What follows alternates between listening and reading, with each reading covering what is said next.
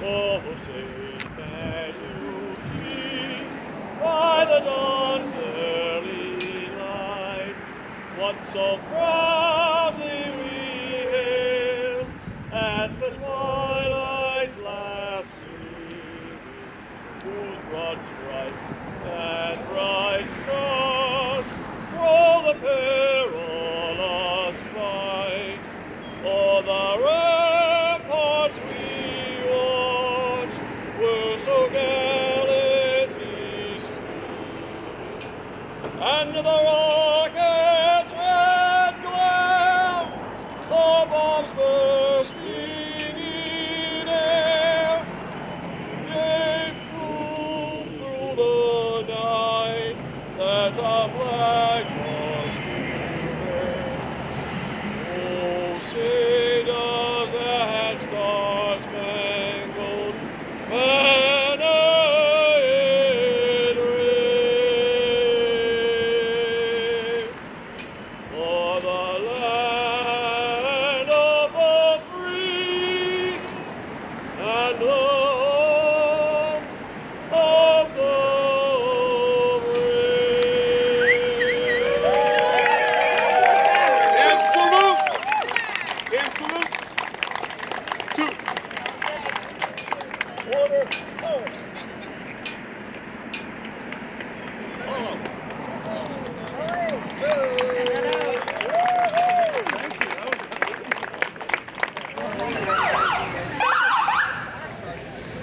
Yeah, we did see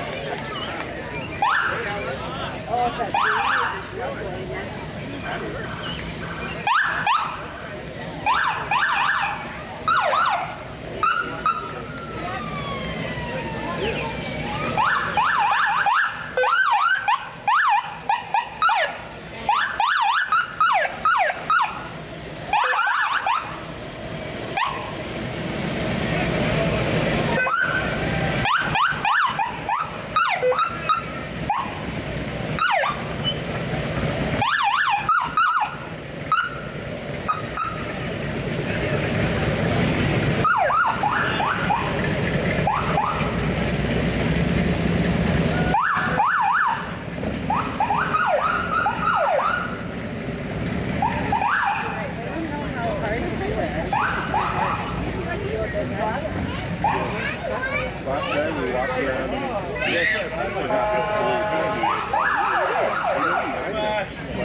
he didn't react at all to the fireworks.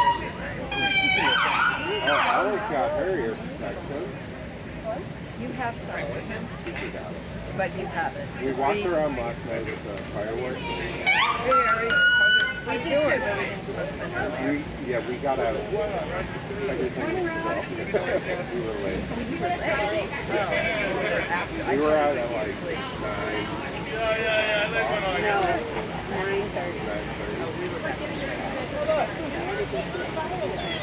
We have them, it's, Unsanctioned. Yeah. we'll probably do it, yeah. There's firefighters at least. Yeah. It's like,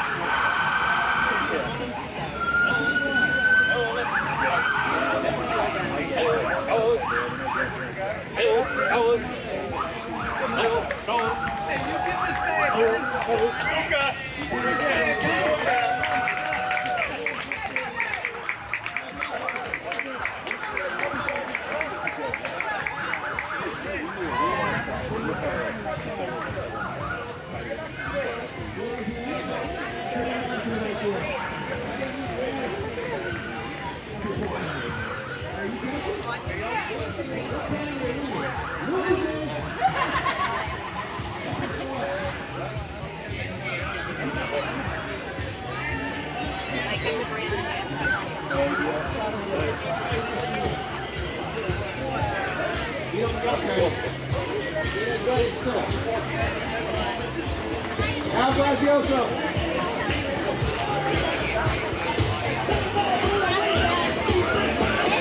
Happy 4th. Tracy Bliss. Hey, when you see the mayor, yo, 4 more years. 4 more years. Happy 4th, guys.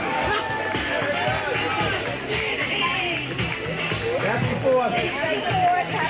Ellen. Happy 4th.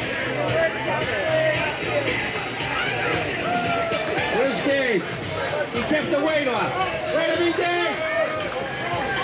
Happy 4th.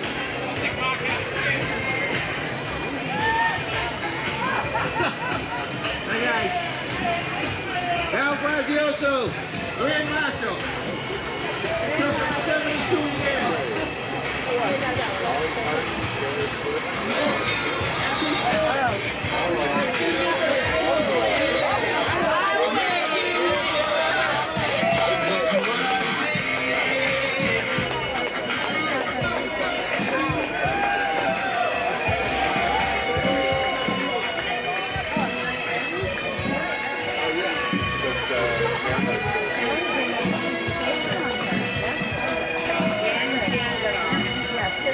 Yeah, right over by where you live, it used to be an airfield. The Amelia Airport.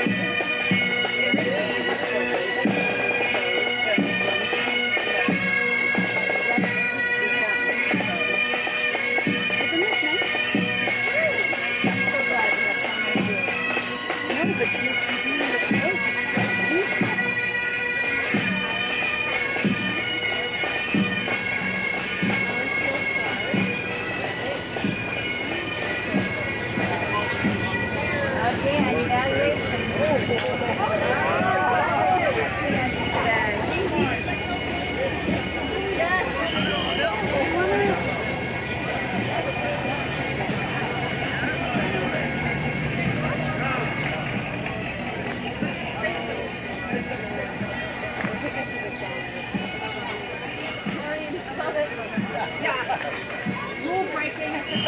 Rule breaking. No candy. And I think they do that for exactly a reason. Things like the Tootsie Rolls, the trucks roll over and you couldn't pick it up and all that stuff. Oh yeah, it was a mess. And even if it didn't really roll over,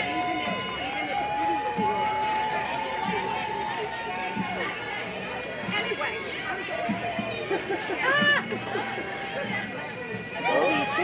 The chair lady.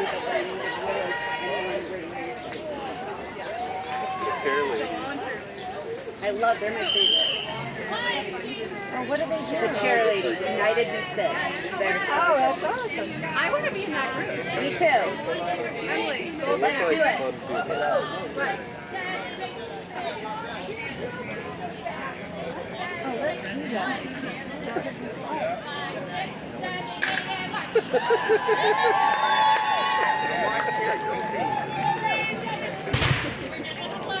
It's character. I just, their slogan of United We Sit is hysterical.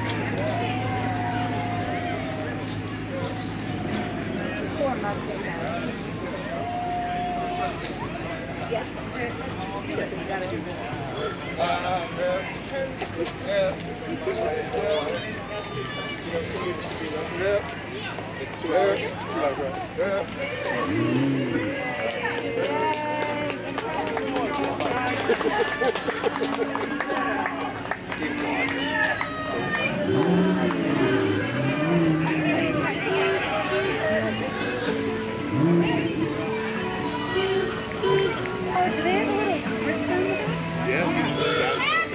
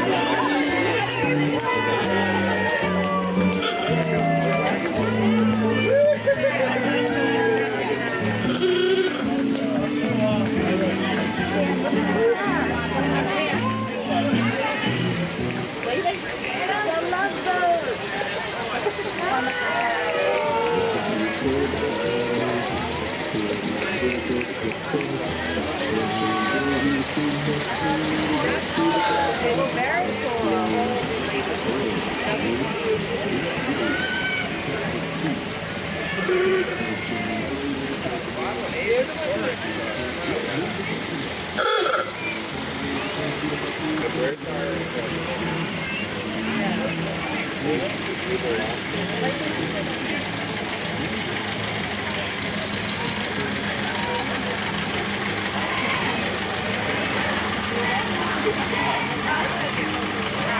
people got it made.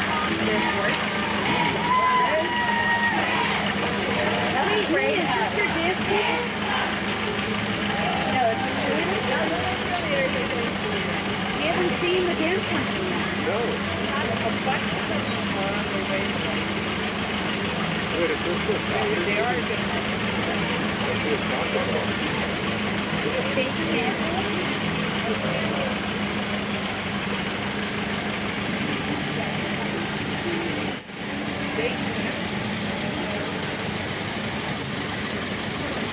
Oh, so much right?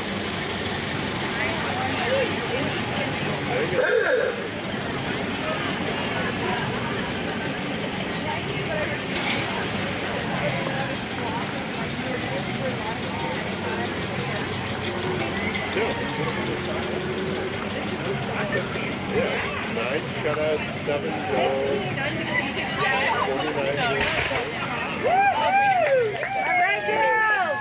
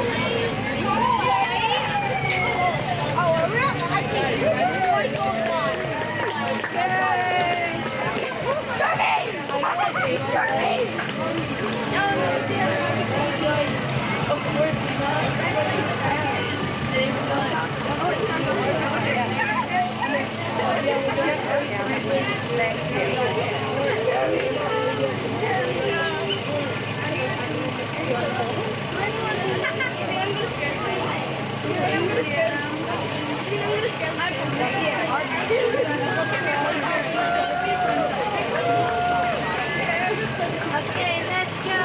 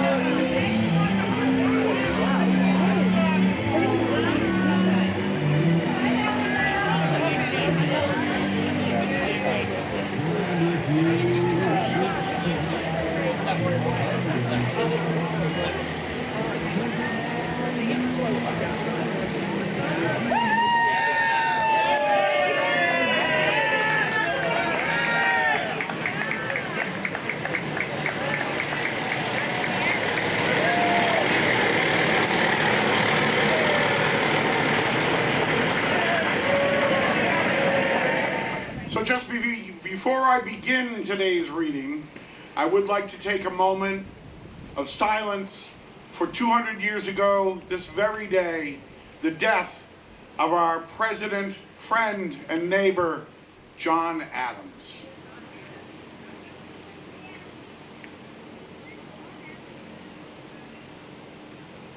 Mr. Adams's last words are ones that you should carry in your heart.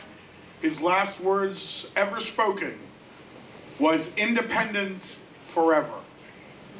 And with that, let's read the Declaration of Independence.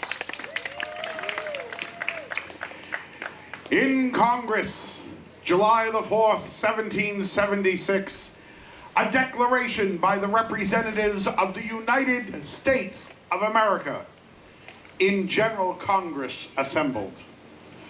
When in the course of human events, it becomes necessary for one people to dissolve the political bands which have connected them with another, and to assume among the powers of the earth the separate and equal station to which the laws of nature and of nature's God entitle them, a decent respect to the opinions of mankind requires that they should declare the causes which impel them to the separation. We hold these truths to be self-evident, that all men are created equal.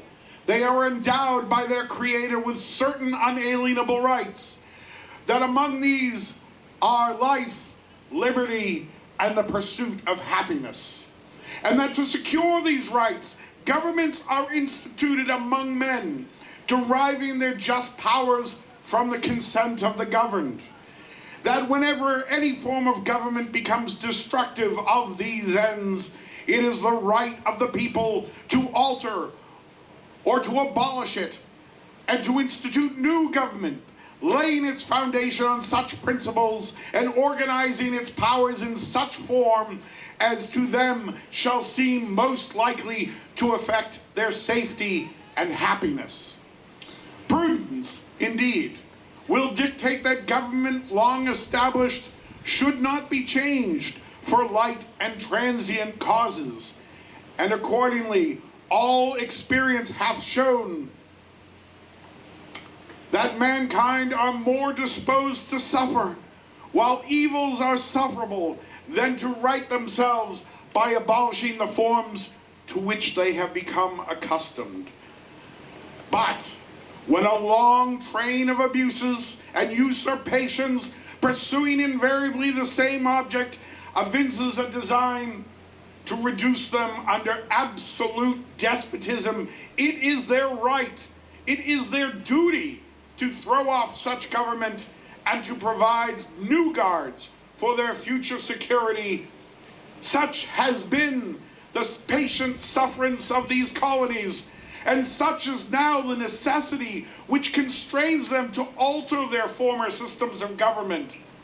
The history of the present King of Great Britain is a history of repeated injuries and usurpations, all having in direct object the establishment of an absolute tyranny over these states. To prove this, let facts be submitted to a candid world. He has refused the assent to laws the most wholesome and necessary for the public good. He has forbidden his governors to pass laws of immediate and pressing importance unless suspended in their operation until his assent should be obtained. And when so suspended, he has utterly neglected to attend to them. He has refused to pass other laws for the accommodation of large districts of people, unless those people would relinquish the right of representation in the legislature, a right inestimable to them and formidable to tyrants only. He has called together legislative bodies at places unusual, uncomfortable, and distant from the depository of their public records, for the sole fatiguing them into compliance with his measures. He has dissolved representative houses repeatedly for opposing with manly firmness his invasions on the rights of the people. He has refused for a long time after such dissolutions to cause others to be elected, whereby the legislative powers, incapable of annihilation, have returned to the people at large for their exercise. The state remaining in the meantime exposed to all dangers of invasions from without and convulsions within. He has endeavored to prevent the population of these states, for that purpose, obstructing the laws for naturalization of foreigners, refusing to pass others to encourage their migrations hither, and raising the conditions of new appropriations of lands. He has obstructed the administration of justice by refusing his assent to laws for establishing judiciary powers. He has made judges dependent on his will alone for the tenure of their offices and the amount and payment of their salaries. He has erected a multitude of new offices and sent hither swarms of officers to harass our people and eat out our substance. He has kept among us, in times of peace, standing armies without consent of our legislatures. He has affected to render the military independent of and superior to civil power. He has combined with others to subject us to a jurisdiction foreign to our Constitution and unacknowledged by our laws, giving his assent to their acts of pretended legislation, for quartering large bodies of armed troops among us, for protecting them by a mock trial from punishment for any murder they should commit on the inhabitants of these states, for cutting off our trade with all parts of the world, for imposing taxes on us without our consent, for depriving us in many causes of the benefits of trial by jury, for transporting us beyond the seas to be tried for pretended offenses, for abolishing the free system of English laws in a neighboring province, establishing therein an arbitrary government and enlarging its boundaries so as to render it at once an example and fit instrument for introducing the same absolute rule into these colonies, for taking away our charters, abolishing our most valuable laws, and altering fundamentally the forms of our governments, for suspending our own legislatures and declaring themselves invested with power to legislate for us in all cases whatsoever.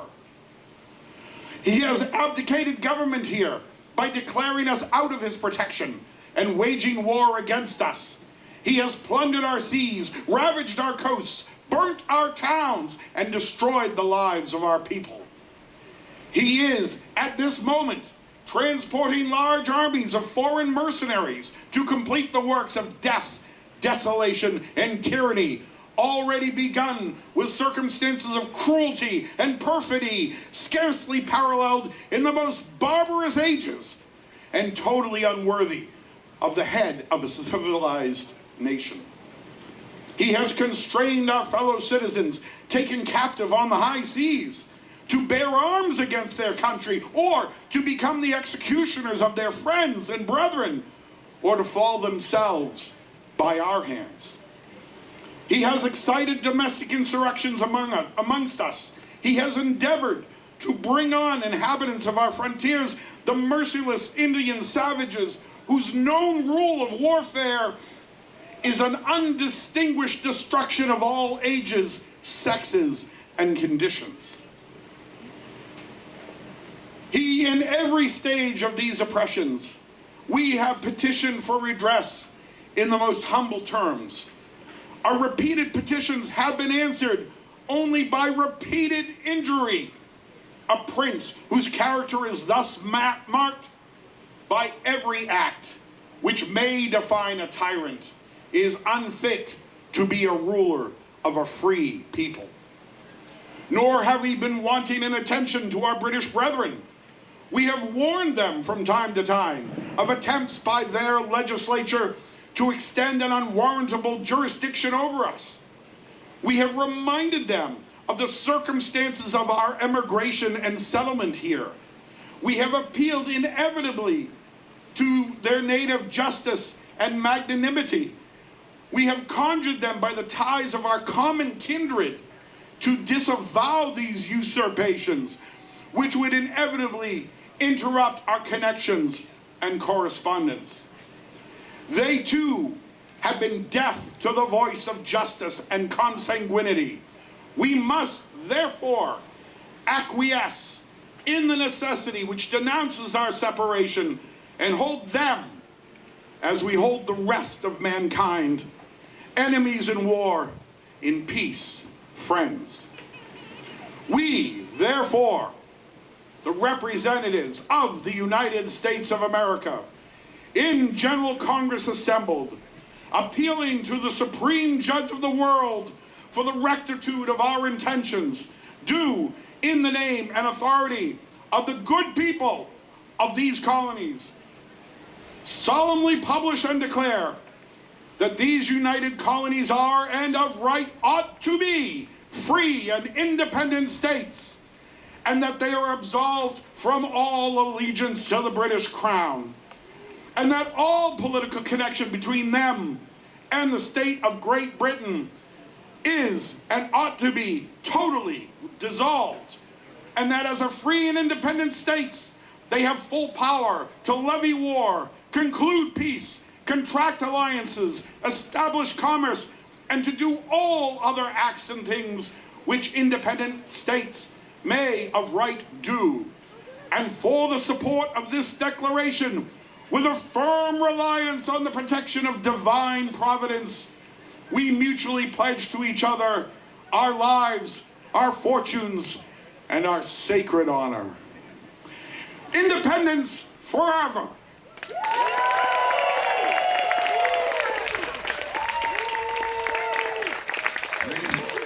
Ladies and gentlemen, Mr. Jonathan Lane. Nice big round of applause for him.